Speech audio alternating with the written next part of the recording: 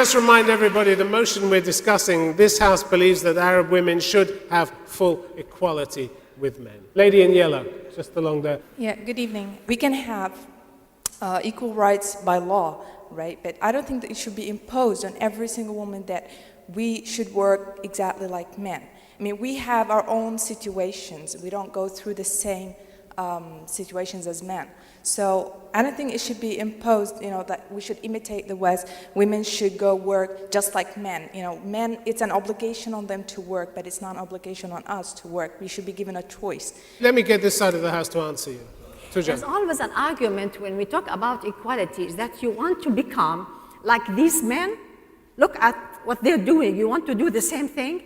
These men brought us to this situation, this backward situation. But we should have the right to choose, and we could excel. We could set new standards. It doesn't mean because in the West they ask for equality or there is more democracy in the West than there is in the Arab world, which is true.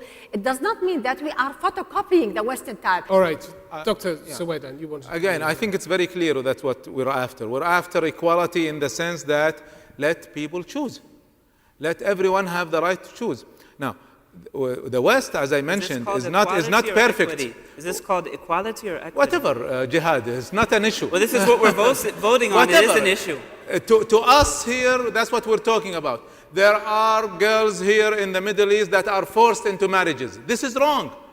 It's Islamically wrong. It's wrong in every aspect. It is happening. Correct. Now, we need laws to protect women from that. There are men who are marrying a second wife for no reason. This is wrong. We need laws to protect women from that. There are women who are, their inheritance is taken away, and there is no laws to protect them. This is wrong. The whole society should stand against this. Now, this is not Islamic. Islam is not on trial here. We're talking about an actual situation. Now, when we give women the right to choose, I hope that they don't choose to be like men. Okay, because most men are worthless, unfortunately.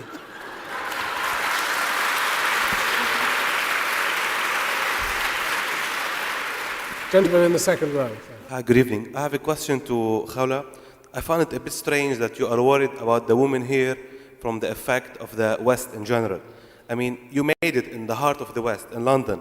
Why can't the women here made it as well? All I'm saying to the Arab world is that do not look for your model to be the women of the West. Do not walk around with little bleached highlights trying to look like Western women. Look like Muslim women and know what your tradition and your culture and your religion are. And if there is a problem in the Arab world, it has to find its solutions in the Arab world and in Islam, not in Western democracy. You need your democracy here, but you have to stop aping the West, that's all. Granted, but they are not doing that.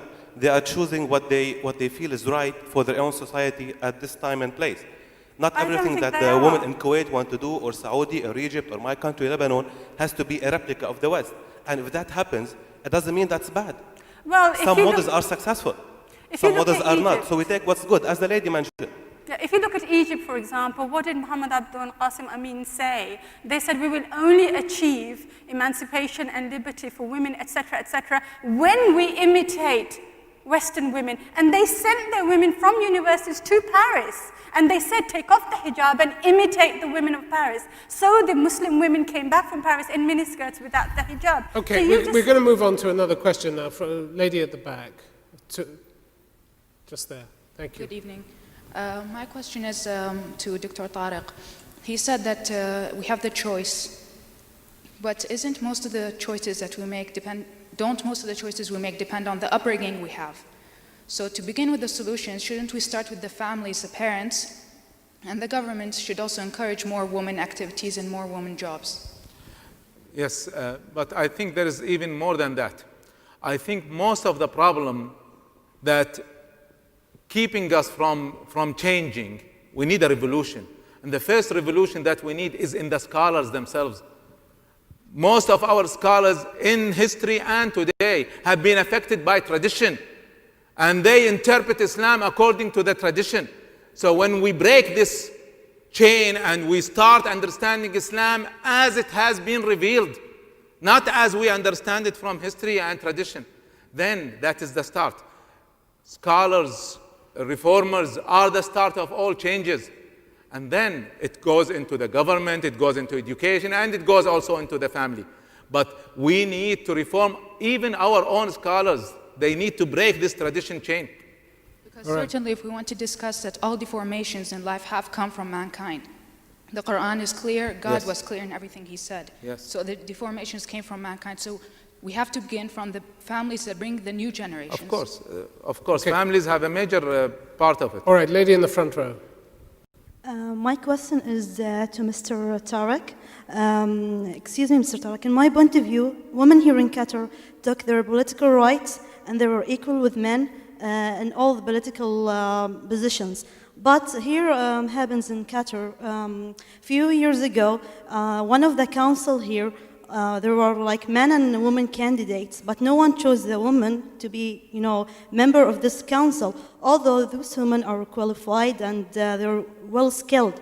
Do you think why people here in the Middle East